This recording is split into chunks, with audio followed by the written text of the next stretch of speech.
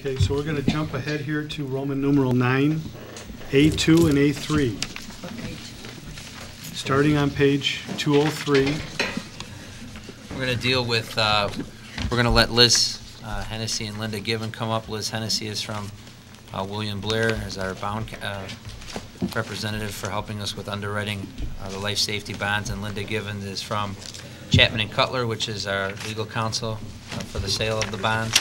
I'd ask that they go first before we hear from our construction manager, just so we kind of are dealing with the money, and then our construction manager can tell us how the project's going and what we are dealing with. We have a project going across the street and on this side with the roofs, and now it's time to pay for those items. And in the same time, as this board looked into about 18 months ago, refinancing some of the prior referendum construction bonds to get a savings there. So, welcome. Great, thank you very much.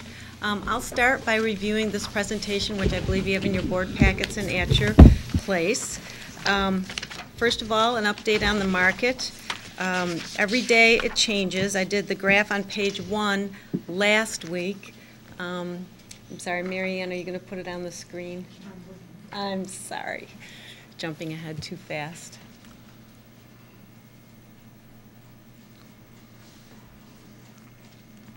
Is it on 203? Small packet, Marianne, 203. That was a joke. 487 pages. Okay. No, it's on page 203. Well, that's where it begins. She's looking for the graph. Oh, it's way after it. The graph is on 332. As I said, small packet. Chapman didn't mince their words on their presentation. There it is. Thank you. There you go. Okay, so this is just a little trend since March, since we've kind of been looking at the bonds, and rates have floated up, a lot of it brought on by the Greek situation. So it looks like Greek is going to be resolved, interest rates go up. When it looks like Greece is not going to be resolved in a good way, and there's a big vote tomorrow in their parliament, then rates go down as investors try to buy things with a lot of security like U.S. Treasuries. So that demand goes up, and then because of the demand, the rates go lower, the price is higher, the rates are lower, and that reflects in our municipal market.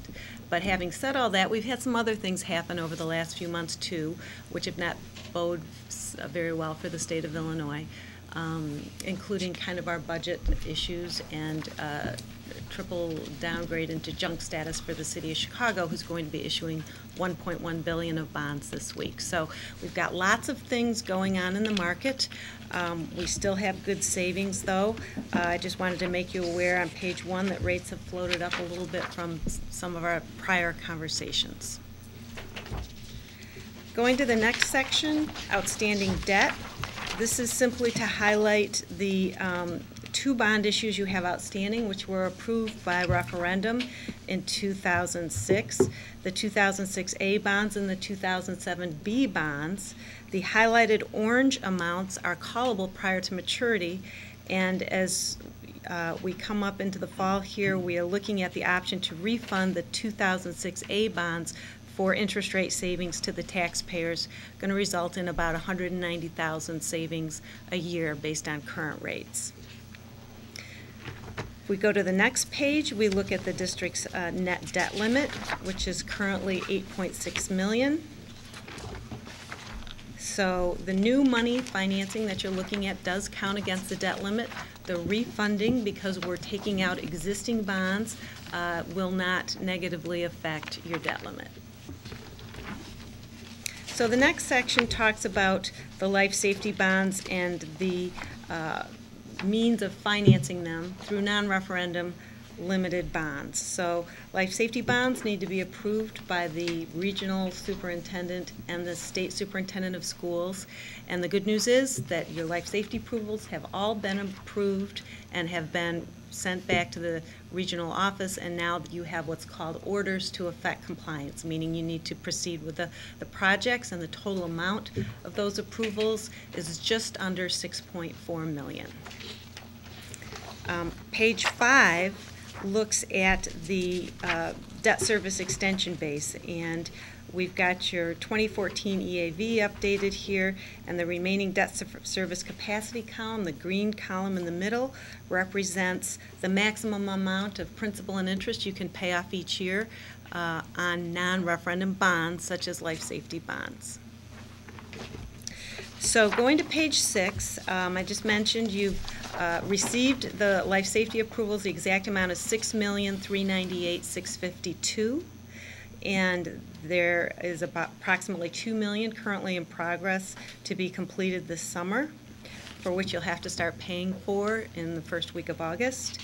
And what we've got on the next several pages is options to review issuing $4 million of the $6,398,000 or the full amount, repaid over 5, 7, and 10 years. Also, based on the district's 10-year life safety survey, there is an additional $2 to $3 million of life safety items that will need to be addressed in the coming years beyond this amount. So, Liz, let me cut you off right there. Just to summarize briefly for the board, Tim and I looked at this again. We believe total, it's roughly around $9 million of life safety work. Roughly 2.2 would be addressed in the current project, leaving around $7.6 million of life safety work. So if we did the $6.4 million in bonds tonight, that would leave an additional 1.2 to $1.5 million that we would need to address somewhere after we can refinance the 2017 referendum bonds that are callable in December of 17. So when we originally met with the Finance Council back in June, we talked about maybe breaking it up, doing $4 million now, which would give us some money to address the current project life safety items, like the roof, the light poles, some of the paving issues, and then having an additional $2 million to start doing some of the other roofs, the gym bleachers, some of those things that we know are pressing items. But after looking at the interest rates and all the amendments getting approved right away, it'd be nice to have some additional time. If we did the 6.4, we would have then 3 years to complete those projects, which would give the board plenty of time to lay out a 3-year schedule on how to address all of our roofs and a large majority of our life safety items. So I want you to think about that as we look at the two different options. Sorry, Liz, go ahead. No, thank you. Thanks so much. Okay, so page 7 looks at the $4 million option paid off over 5 years, and that's in the column that's about the 6th from the left. $4 million life safety bonded debt, $4 million of proceeds, and paid off over 5 years at about $860,000 a year. Those payments are somewhat offset by the savings of just under $190,000 from refunding the 06 bonds, for a net impact on the owner of a $250,000 market value home of around $55 a year for those 5 years. And then the savings are free to the taxpayer after that. Page 8 looks at a graphic. So the navy blue bars at the bottom are the repayment of the life safety bonds over 5 years. That line in the middle is your debt service extension base. The green bars represent the outstanding referendum approved bonds, and the lighter blue bars at the top represent the savings, at $190,000 savings from refunding the Series 2006 bonds. Page 9 is $4 million repaid over 7 years. So the annual payment in this case goes down to about $635,000 a year, again offset by the $190,000 for a 6-cent tax rate increase, or $37 for the owner of the $250,000 home. As you notice, when we go out a little longer in the amortization, the interest rate goes up a bit. So in the 5-year, we're at an all-in true interest cost of 2.2%. In the 7-year, we're at 2.5%. Okay. Page 10 is a graphic. Page 11 shows $4 million paid off over 10 years, again with level debt service, about $470,000 a year in this case. It's offset by the savings from refunding for a net increase of 4 cents, or about $23 net impact to the owner of a $250,000 home. The interest rate for the 10-year repayment is 2.9%. And then the graphic on page 3. Then we did the same set of options, 5, 7, and 10 years, for issuing the full amount, just under $6 million for 5 years. Page 13 looks at the annual payments of about $1,375,000, net impact of 16 cents or $97 on the $250,000 home. So if we go to page 14, you can see in the blue bars, we're getting closer to that debt service extension base limit, but still have room to issue additional bonds if needed, and the savings offsetting in option 1A. Option 2A is the 6.4 million life safety bonds over 7 years. Payments in this case are just under $1.1 million per year over 7 years, interest rate 2.5%, and the net impact on the homeowner $68. Graphic on page 16. And then option 3A is the 6.4 million repaid over 10 years. Average annual payments about $750,000 a year for a net impact on the homeowner of $47. So this is the end really of my presentation, and if you'd like to direct discussion about what amount you'd like to issue. I did one more analysis that might be helpful for you to think about. If you did only $4 million and then came back and issued another $2.4 million in January of 2016 or so to provide funds for the next summer, just in one of the examples we had looked at earlier, you would save some interest by issuing that $2.4 million later, okay? However, that's given current interest rates. If interest rates went up by 0.25% over the repayment period of 10 years, then you would be just as well off issuing the $6.4 million now. So we call that a break-even analysis, and it's to try to help you think about rising interest rates and what the break-even increase in interest rates may be to make you better off to go with a $6.4 million now. And that's just issuing the balance in January. I'm not quite sure exactly when you'd need that second $2 million, whether it would be that year or the following year.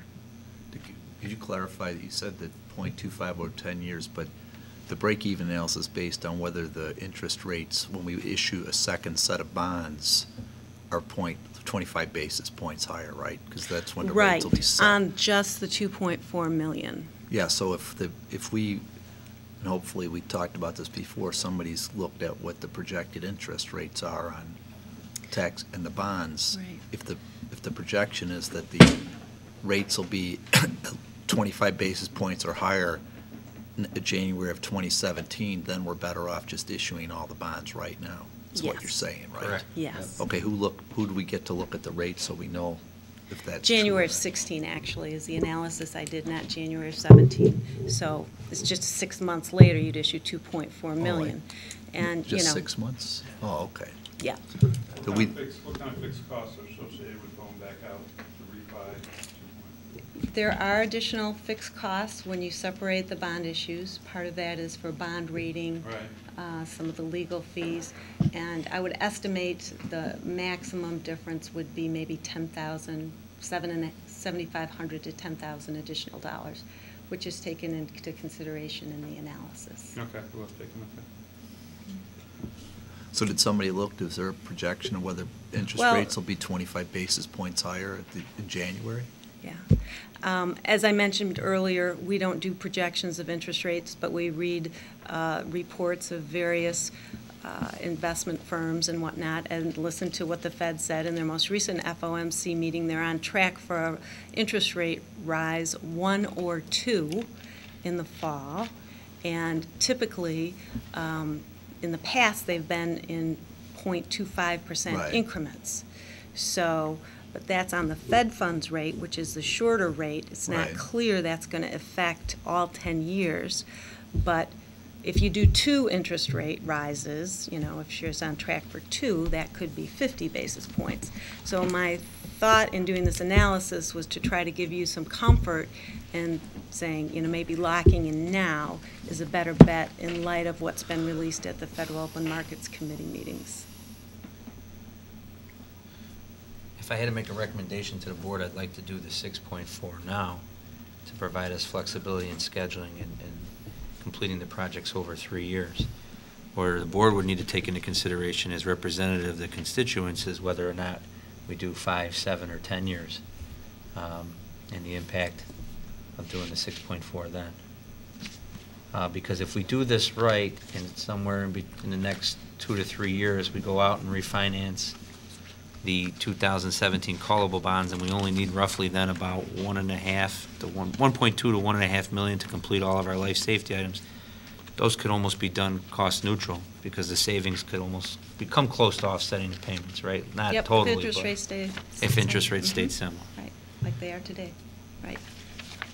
Well, I'm going to support the 10 years and the 6.4. To me, it's, part of, I can't, nobody's got a crystal ball here.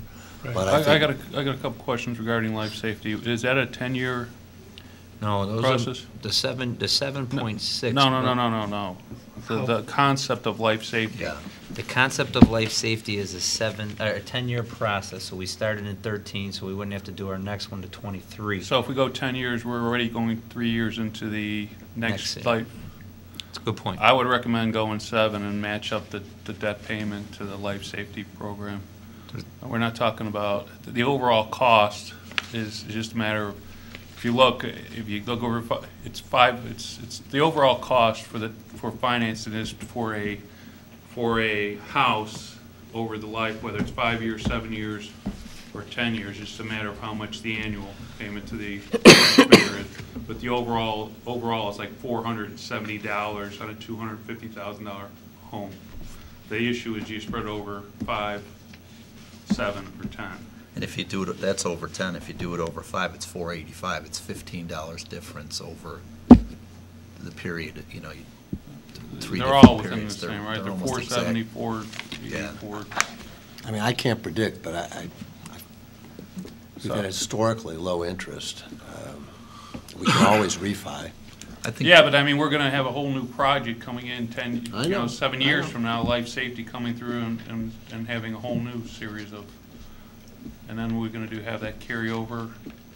We're still paying off life safety bonds associated with the last life safety. It's a good point. I like the concept of matching it to the next 2023 life safety survey. And we're trying to make it to the finish line, which is 2026, is the finish line for, the vast majority of the debt we have. Right. So I think refinancing almost at a cost neutral is the good idea, and I like Gary's suggestion about matching it up. I agree. So we're okay with We're okay with the 6.4. 6.4. We're, It's yeah, we just already you guys' agreed, I think we'll go for Okay. the full. One time. 6.4, one time. 7 not years. And I haven't heard of 7 years. 5. I haven't heard of 5 year. I heard of 7 and a 10. I think the 7's a good idea. Me so too. that- I like Gary's idea. Clean Although it. You'd hope we wouldn't Yeah. have significant Okay. improvements. So I hear generally that we would approve a 6.4 at 7 years. Okay. Okay, and we'll read the resolutions after the next part. Well, I'd like to then turn the floor over to Linda. And Linda Given is the legal counsel from Chapman and Cutler, who is representing the district on the legal side of the bond issuance. And then just another concept out there, just so down the road in this meeting, we're gonna be talking about next year's budget, Right. which is coming up. And what's the projected surplus or deficit that we're projecting for next year? Because I want to also make sure that the constituents know what's happening with our budget. At the same time, we're talking about financing and debt ratings and what have you.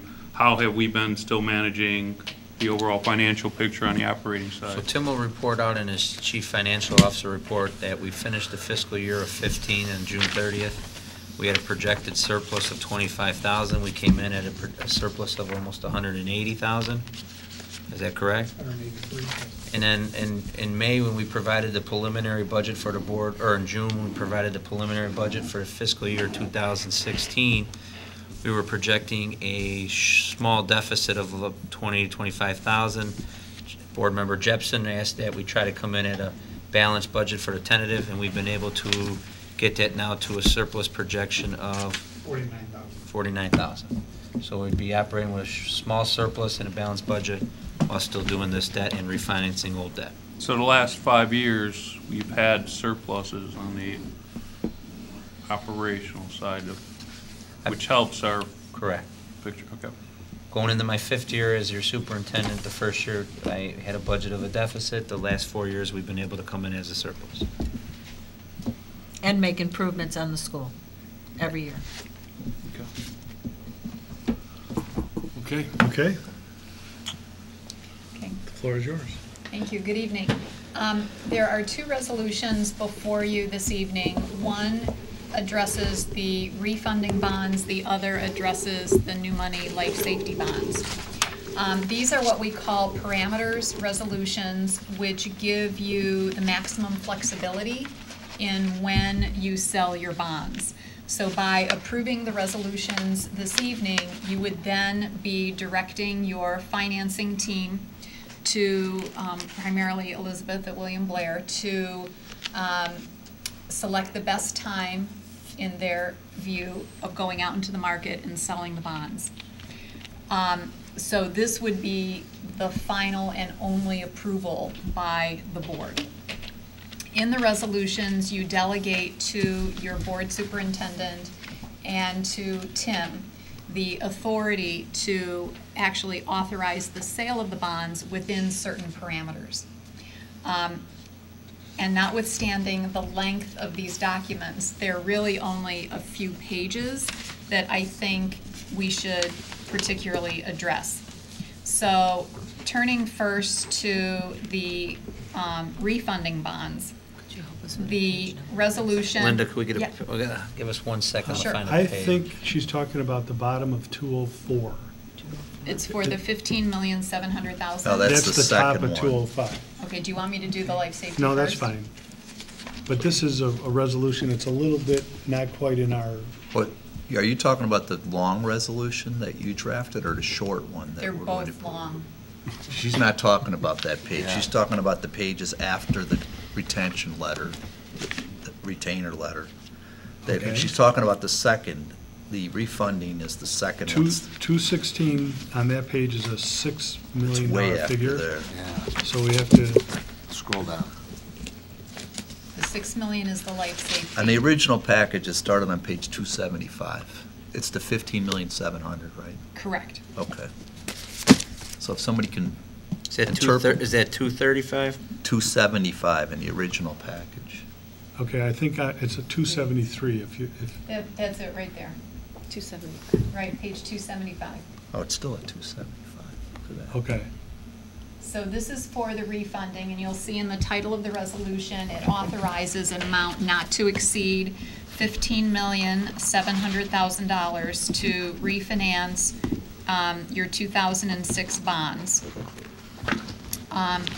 In section 3 of that resolution, Can we ask as we go? Oh, This is- absolutely. Sure. Why is 15.7 the appropriate number?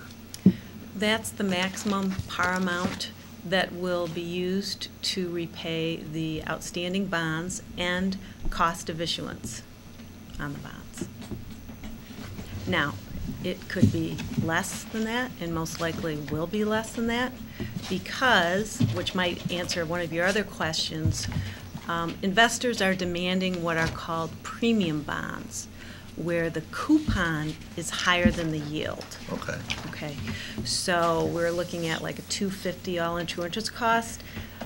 Investors like to have maybe a 4% coupon or a 5% coupon, which will generate, when compared with the yield on the bonds, premium dollars, which will reduce the par amount that we need to issue.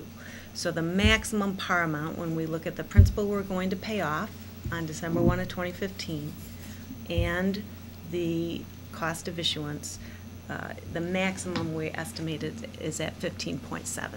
So these are not to exceed numbers. But, I mean, it's not going to get anywhere near 15.7, right?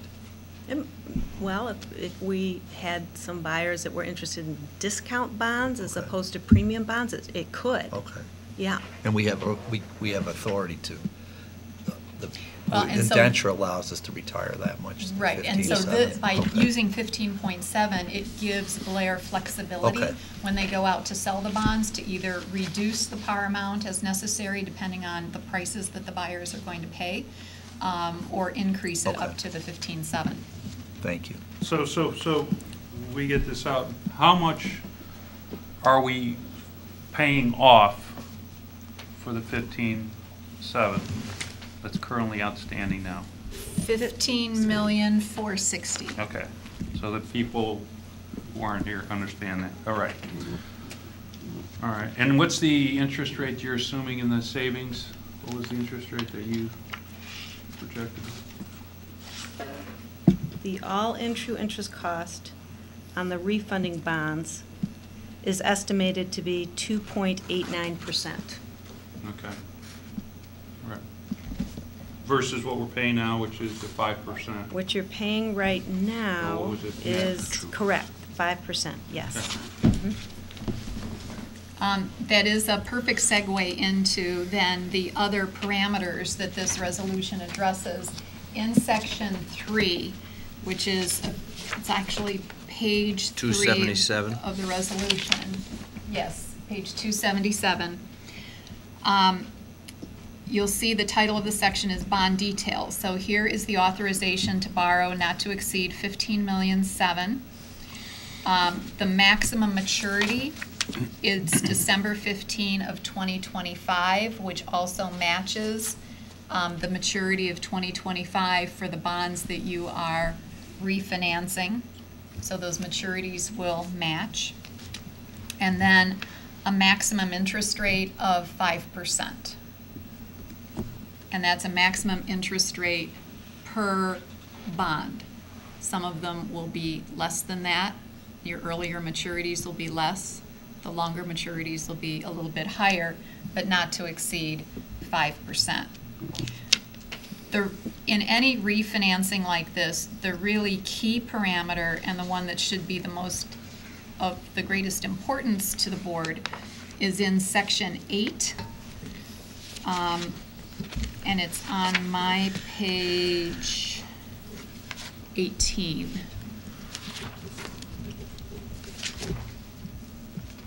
Page 286, or no, I see section it's gonna be 7 on farther down than that. 285. section 7 stops on About 285. 290 maybe?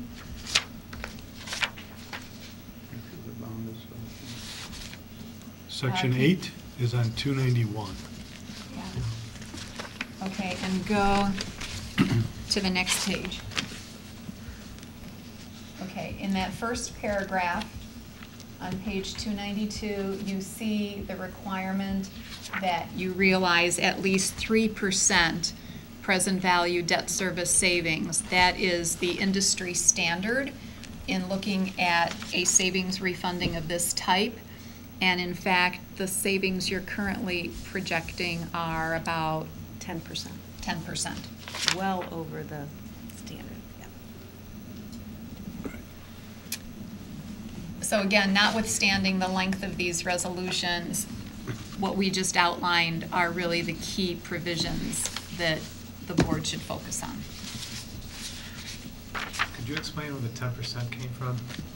Sure, 10% or the 3% in the resolution is the net present value savings, taking the total savings over time, discounting it back at the yield on the bonds, so we get a present value, and this is net of expenses, divided by the par amount of bonds you're refunding. So it's a ratio that is meant to show the bang for the buck that you're getting on the refunding. Okay, so For our particular situation, net present value savings right now is estimated to be $1,625,000 divided by the par amount of bonds refunded, $15,460,000. That's where we get that 10%. And again, industry standard as for a minimum is 3%, and current projections have you at 10%. Are there any other questions on this resolution before we move on to the life safety one? Yeah, I have a question. On page 45, which was on page 319 of the original, Kevin, maybe you found out the answer. It says that today the board's adopting a record-keeping policy. Yes. It's not on our agenda. The record-keeping policy is embedded in the resolution, primarily because this is something that over the past couple of years, the Internal Revenue Service is requiring that you do in connection with any tax-exempt financing. We received this question earlier today, and it would be, we could certainly pull this out and have the board adopt the policy pursuant to a separate resolution, but I would certainly want that to occur before our closing on the life safety bonds. Are we we're legally protected by approving this resolution and having the bank that's handling it? Yes. Hold on a second. Only if we follow the policy, we know what it is. So we have a set of policies. And actually, it's a question I had. Tim, one of them addressed record retention, one of our policies. So if the policy with its resolution doesn't conflicts in some way or is not addressed in our policy, the administration, the board, or future administration boards won't know to go to look at this resolution and say what the record retention policy is.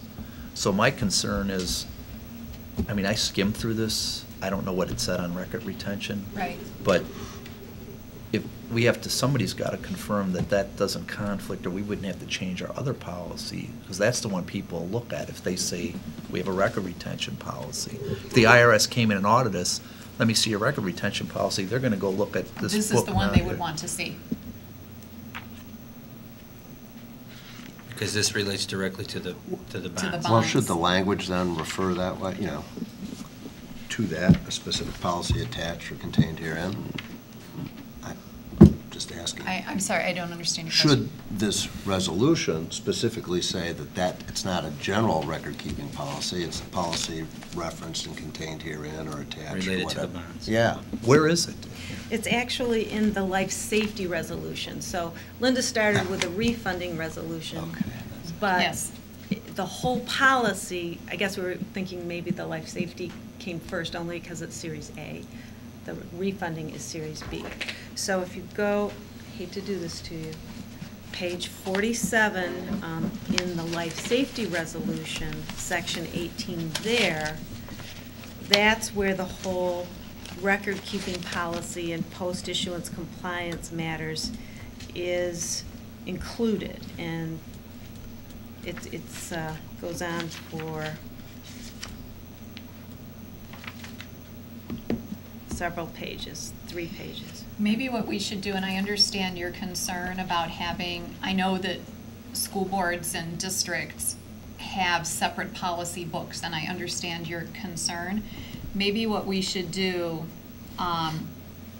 in order to, for purposes of accommodating the schedule for the bond issue, approve the policy as part of this resolution this evening so that we know it's in place before you sell your life safety bonds, but then come back at a future board meeting and actually pull this out and put it in a separate policy that then you could put in your policy book. Would that make sense? Something along that line. That's what I was thinking. Yes, something along that line, or somehow in our policy, put a language in that, must comply with all Or of our cross-reference. bond issuance, It would record be- retention policies, or something like Right, that, so it people would- know about it. Right. For purposes of finding it in the Yeah. future, it would be better to have it Sure. split out. Okay. Why don't we do that? That's fine. So Yeah.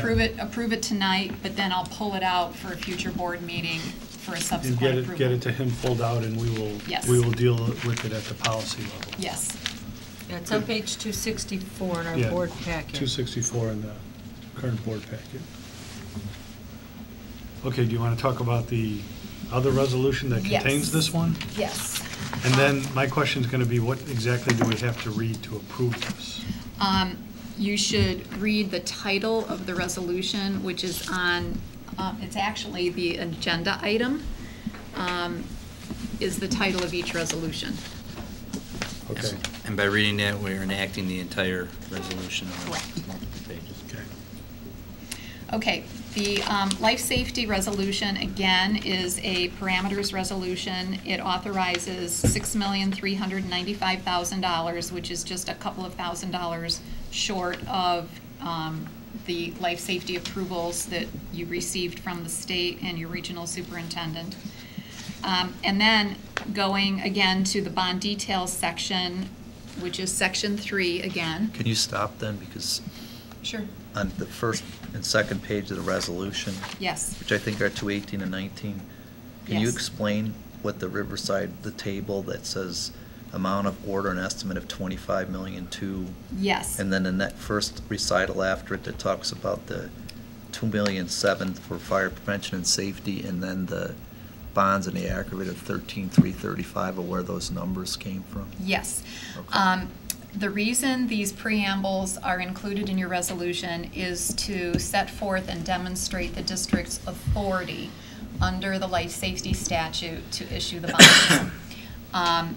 Based on the approvals that we have examined from the State Board of Education, since the life safety statute was enacted back in 1966-67, the district, since that time, has received the $25,216,673 in total life safety approvals for this building. Okay. So that's from All previous 1966 issues. going forward. Okay. So that is your total authorized borrowing amount. But from that, you have to subtract the amount of life safety nickel levy taxes that the district has imposed since 1966. That amount is $2,750,000 at the bottom of page 1, $2,756,981.27. So that's the nickel levy. And then at the top of the next page, you have also issued, again, since 1966, $13,335,000 in bonds. So you take the amount of bonds, the amount of your nickel levy, subtract that from the $25 million to determine the amount of bonds that you can currently issue. Which was in your report, right? That was that. So that's why we set that. It's to demonstrate Okay. to the public and to yourselves that you're working within the approved amount from the state. Thank you, I appreciate that. Mhm. And then I think you're going, I asked Kevin, did you find out Amalgamated Bank? Do we have to have a resolution approving them as a bank? I believe that's covered by doing the resolution tonight. Correct. They Okay. are actually named in the resolution, so by approving the resolution, you are de facto Wonderful. approving them to serve Okay. on your behalf. Thank you.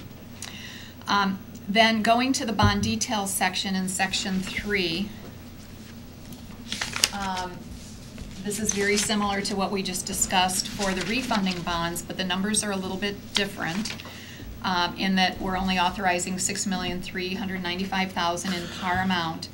Now, when we put this together a week or so ago, we knew that you were looking at 5, 7, and 10-year scenarios, and we weren't really sure which way to go.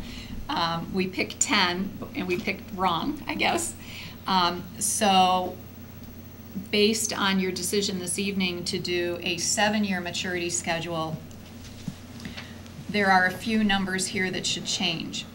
But if you do parameters, that was the outside parameter we were considering. It is, right?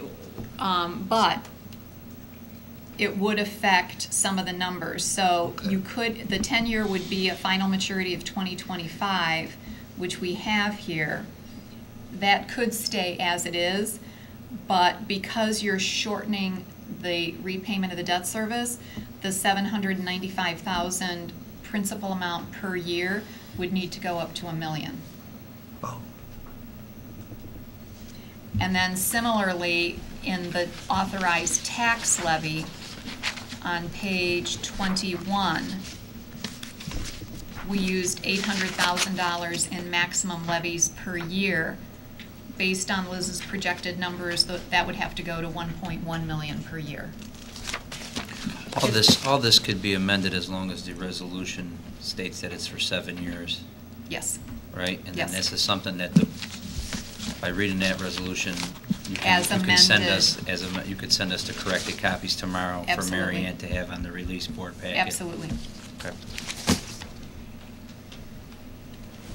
And that's really it for the life safety resolution, unless there are additional Any questions. further questions? And then I think what we need to read is on page 218 and page 275.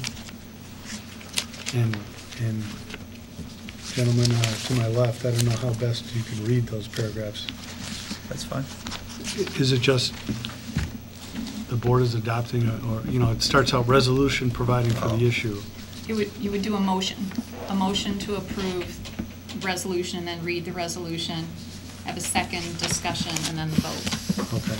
So, hereby. So, wait, do we have any other questions? Yeah, I have one other someone- question. it's a couple, so we're talking about the 15.7 plus the 6.3 total financing. There'll be two separate, because one's life safety, it has a different characterization for tax purposes than Yes, the other. and the All right. refunding, All right. correct.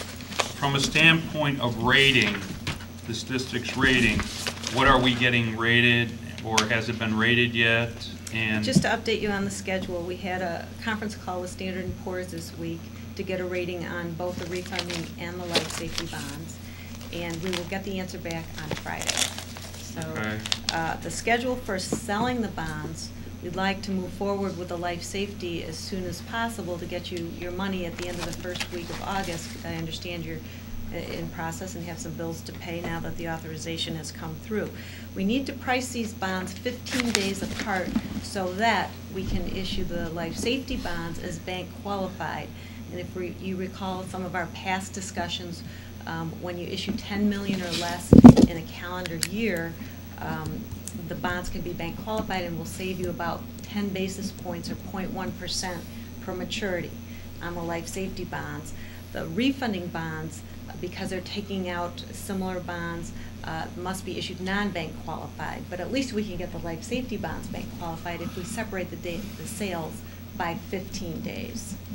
Okay. So the life safety is proposed to be sold either at the end of next week or the beginning of the week, the 27th of July, with your closing on that occurring August 7th, and then coming back and selling the refunding bonds the week of August 10th or 17th, depending on market conditions, and then closing that around October 7th. All right. From a standpoint for the taxpayers, when do they see the impact on their tax bills? The 2015 levy for both series will be impacted, the net impact that we showed in the presentation.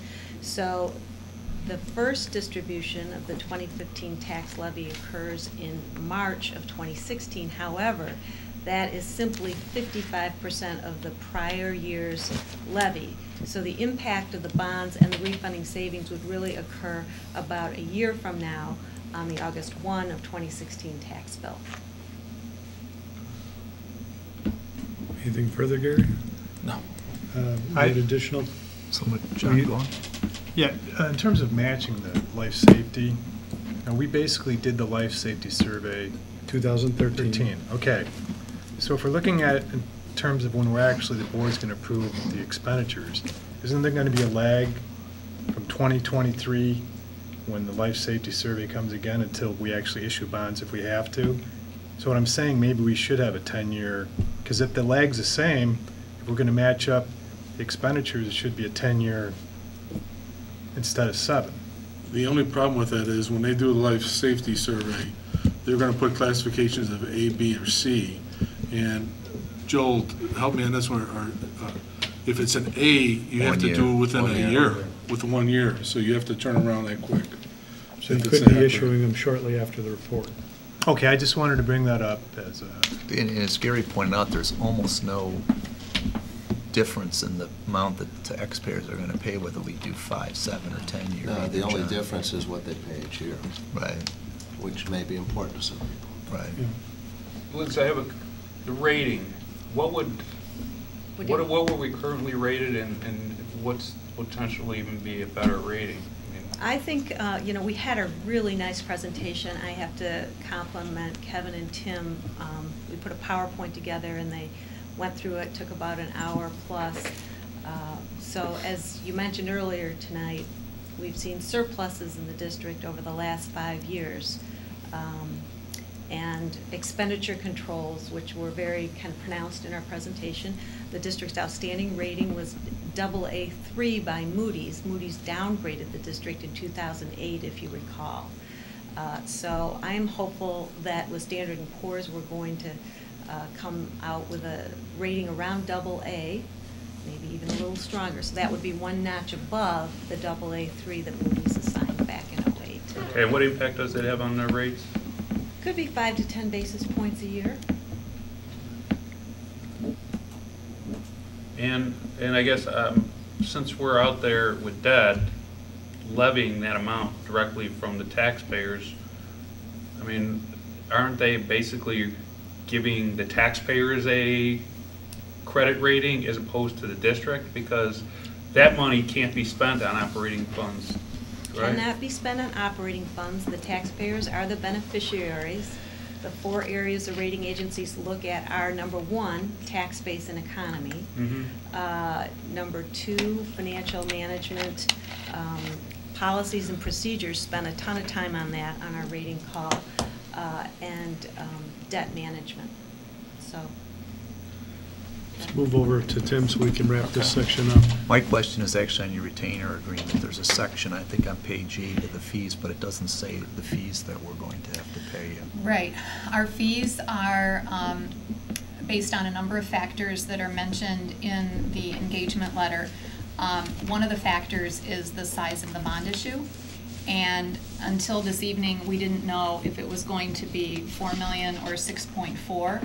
So I haven't been able to put together a firm fee quote because I didn't know what the size of the financing was going to be. But you'll include that in there before we have to approve your retainer agreement? Sure. I do. I gave We have you estimates. Yeah. Estimates would be fine, Liz. The estimated fee for bond counsel for the life safety bonds is $25,000, and the estimated fee for the refunding bonds is $45,000. So those would be not to exceed amounts. Okay. Okay.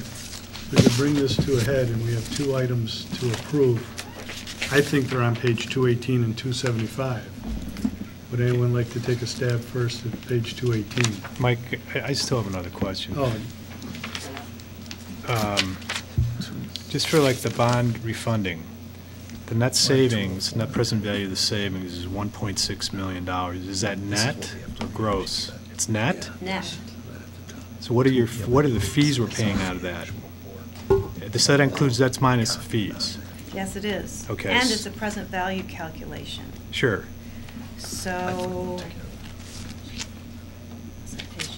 estimated fees on the refunding bonds, which include all costs of issuance, are approximately $170,000. And that does not include the $45,000 for the It does council? include the $45,000. It does? Yes. So $170,000 over 1.6, it's what, 10%? Is that right? Yeah.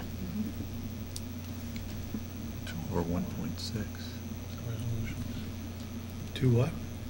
Page 204. 204 and 205. So I have no idea if that's reasonable or not. Well, what we do is take, look at different fees, and these fees for these size bond issues are very reasonable. We don't have any negotiating power with the rating agencies. We have provided an estimated cost of issuance to your superintendent and your CFO. that reflect, in our mind, the lowest possible fees. We've done things like done an escrow where we are not bidding treasuries. We've probably saved about $7,500 on those fees. So, you know, these are, because we do so many bond issues, we think these fees are very much in line. We'd love, you know, if you'd like to see comparable fees, we can show you other bond issue cost of issuance. Well, I don't want to get into that detail. I just assume the Finance Committee has thought about that. What about the life safety, the 6.4? What's the total going to be there? The total there is going to be about $85,000. Why is the refunding so much more? You know, it all is based on the par amount of the bonds. So from an underwriting perspective, our fee, majority of it goes to pay bond salesmen to sell bonds. So there's more bonds to sell. So our fee is proportional to the size of the bond issue. Chapman & Cutler's fee is somewhat proportional to the size of the bond issue because as bond counsel, they're giving you an opinion that the bond is legally entered into, has followed all the rules in the state of Illinois, and is tax exempt. So their liability for those opinions coordinates with the par amount of the bonds. Their fee is basically an insurance policy. So Things can go wrong, right? Like with IMET and all that. I believe 218 and 275 are the same as 204 and Yeah. 205, and at this time, I'd like to call the issues. I think I could do one here. Okay. We'll have Mr. Resolved that Walsh. the Board of Education Township High School District 208, Cook County, Illinois hereby approves the following resolution concerning the issuance of life safety bonds. Resolution providing for the issue of not to exceed $6,395,000 general obligation limited tax school bonds of Township High School District Number 28, Cook County, Illinois, for the purpose of altering and reconstructing school buildings and purchasing and installing equipment therein for fire prevention and safety, energy conservation, and school security purposes, providing for the levy of a direct annual tax to pay the principal and interest on said bonds, and authorizing the execution of a bond purchase agreement with William Blair and Company, LLC, in connection with the proposed sale of the bonds as presented in the July 14th, 2015 Board Agenda Packet. Can I have a second? Second. Second by Mr. Jepson. I just have one question. Do we need to put the amount of years we're going to finance? I was just going to ask if we wanted to do it as amended so that it's the 7 years with the higher dollar amounts that I mentioned. Correct. Okay. That's okay. Yeah, so, It's okay, Mr. Walsh and Mr. That's Jepson? fine with me. Okay. it's as amended to Reflect a reflect a 7-year. 7-year maturity. Yes. Okay. And Mr. Jepson, yes? Yes. Okay, we'll go for a vote. Thanks, Matt. Ms. Ruska? Yes. Mr. Jepson? Yes. Dr. King? Yes. Mr. Cindy? Yes. Mr. Walsh? Yes. Mr. Goodchin? Yes. Mr. Walsh? Yes. Tim, would you like to do the next one? Resolved, the Board of Education Township High School District 208, Cook County, Illinois hereby approves the following resolution concerning the refunding of general obligation building bond series 2006A. Resolution providing for the issue of not to exceed $15,700,000 general obligation refunding school bonds of Township High School District Number 208, Cook County, Illinois, for the purpose of refunding certain outstanding bonds of said school district, providing for the levy of a direct annual tax sufficient to pay the principal and interest on said bonds, and authorizing the execution of a bond purchase agreement with William Blair and Company, LLC, in connection with the proposed sale of the bonds as presented in the July 14, 2015 Board Agenda Packet. Do I have a second? Are we amending that too? You going to amend That that one for we didn't have. years? No, that one does, no, That that one one does did not not get get amended. amended. That one does not need to be amended. Second. We'll go for the vote. Mr. Jepson? Yes. Dr. King? Yes. Mr. Cindy? Yes. Mr. Walsh? Yes. Mr. Goodchin? Yes. Ms. Ruska? Yes. Mr. Welch? Yes. And our last, now that we've approved the money to pay for our project, we will move on to the next part of our I agenda, have the one more construction. question before we go on. Do we need to pass a resolution to retain Chapman and Cutler, or is that in the res? That's up to, we don't require that, that's totally up to you. But if we're gonna pay them We should. 60-some thousand, we have to pass a resolution to have the agreement approved, right? The engagement letter? The engagement letter. We're not going to pay them before the next meeting? We don't know. Don't know. Maybe. Well, we'll know the actual numbers, right, later? Yes. Well, we could do the Wanna same. wait? Linda, can we approve the engagement letter with, what do you prefer? I held the engagement letters for approval until after we decided to see what the board went with tonight. Our next board meeting is August 11th.